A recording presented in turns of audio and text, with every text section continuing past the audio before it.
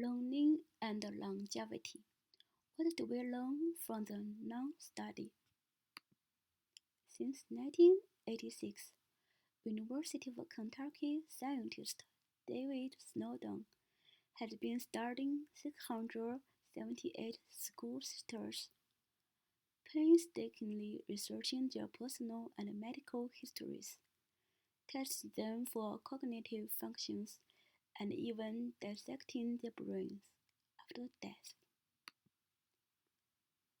Over the years, as Dr. Snowden explains in his book, Aging with Grace, a moving, intensely personal account of his research, reveals new findings on links between lifestyle and Alzheimer's. Snowden study has shown that a college education and active intellectual life may actually protect you from the effects of the disease. The statement is supported by Chapter 5, The Tale of Two Sisters, which, as the title suggests, compares two sisters who left Nazi Germany and settled in Milwaukee. In focusing on the life of Sister Dolores, Dr. Snowden observed that higher education may lead to a higher functioning in later life. Sister Dolores was the professor of elementary education at Mount Mary College and then was asked to get a degree in geography. She earned a master's degree in geography at age 51 and a PhD at 55. At age 68, she fulfilled the dream of childhood and became a missionary in Kenya. She returned to the United States 12 years later, healthy and sound. On the contrary, even though Sister Maria received nearly identical education through their early 20s, their experiences diverged sharply after their first year in the United States. Sister Maria worked in elementary schools off and on, but spent most of her career as a seamstress. Her hopes of completing a master's degree was derailed by her many bouts of illness.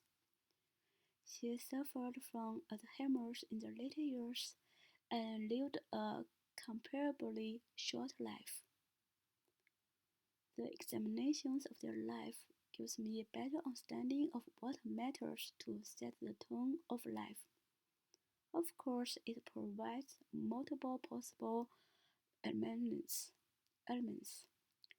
The personality of the parents, the mental health status, the physical conditions, the life attitudes, and their education development. My conclusion is that learning and education can affect the way we live our life, that make a difference in longevity and quality of life. Snowden's research suggests that higher education and larger head size, alone or in combination, may reduce the risk of expressing dementia in late life. As we cannot decide the size of our head, but we can work on our education. Further education and self-study plays an important role to maintain our brain activity. The study also shows that there is a clear correlation between a low rate of Alzheimer's and a high linguistic ability, which has strong association with education.